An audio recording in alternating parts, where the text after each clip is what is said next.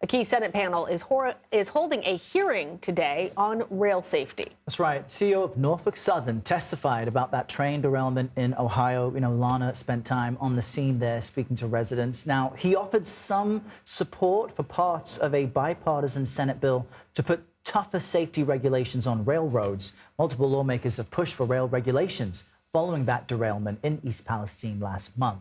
CBS News congressional correspondent Nikole Killion joins us now from Capitol Hill. Nikole, what else did the CEO of Norfolk Southern say about supporting this possible rail regulation, considering so many people, and Lana has been saying this, at the location of this derailment are still furious? Yeah, well, a lot of that was contained in his written testimony, which expressed support for this bipartisan rail safety bill that has been put together by Ohio Senators Vance and Brown, as well as Pennsylvania Senators Fetterman, Casey, and others. And so, he did talk about supporting that and aspects of that proposed legislation, whether that's performance standards, maintenance standards, and the like.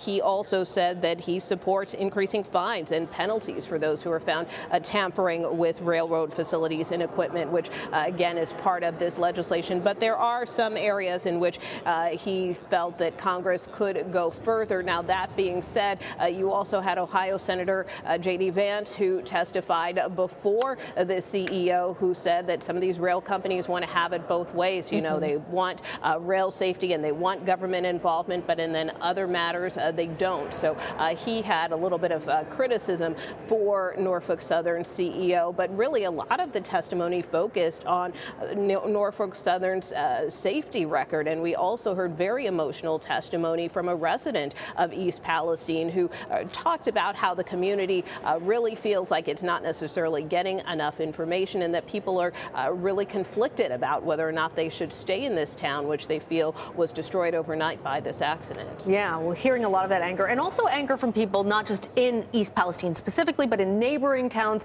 Mark Kenny from Columbiana having chronic bronchitis, health issues, and they feel like Norfolk Southern has not been paying attention to the widespread repercussions of that contamination. But Nikole, it is a busy day there on Capitol Hill. Multiple hearings going on, including one on the rising cost of the COVID vaccine. Tell us what's standing out to you.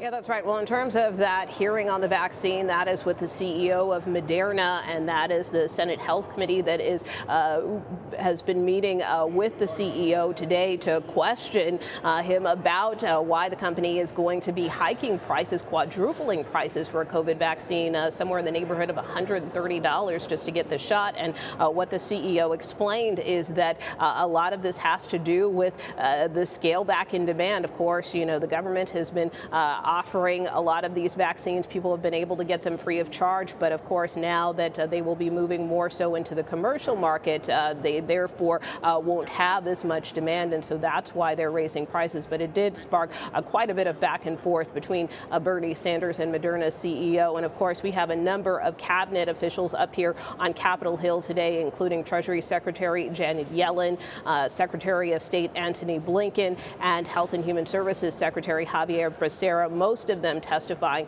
about the president's budget, but of course, with other matters and news of day, from the banking crisis to potential Fed action later today, there's a lot these senators want to question these officials on. Yeah, no doubt. And just shifting gears, Nikole, on Red and Blue tonight, you'll discuss this potential indictment of former President Trump.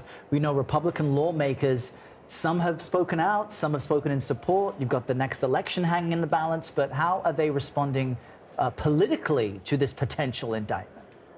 Well, I think many Republican lawmakers are probably tired of us asking them about it, especially because we have not yet seen any type of indictment from the Manhattan DA, so much so that Mitt Romney earlier today told reporters that he doesn't want to talk about the New York prosecutor. But many, for the most part, Republicans are rallying to the president's defense and feel that this is something that is politically motivated. And of course, everybody continues to watch and wait and see what happens. So we'll be talking talking to our Bob Costa, who is in New York, to get the latest developments there. And also, we will be looking ahead to another big hearing, since we talked about hearings earlier, and that is with TikTok. You'll have the CEO of TikTok here on Capitol Hill tomorrow. I sat down with 2 members of the House Energy and Commerce Committee who will be leading that hearing, which will mark the first appearance by TikTok's CEO before Congress. So all of that coming up later on Red and Blue. Lana, Lots Errol. to cover. Nikole Killion, thank you.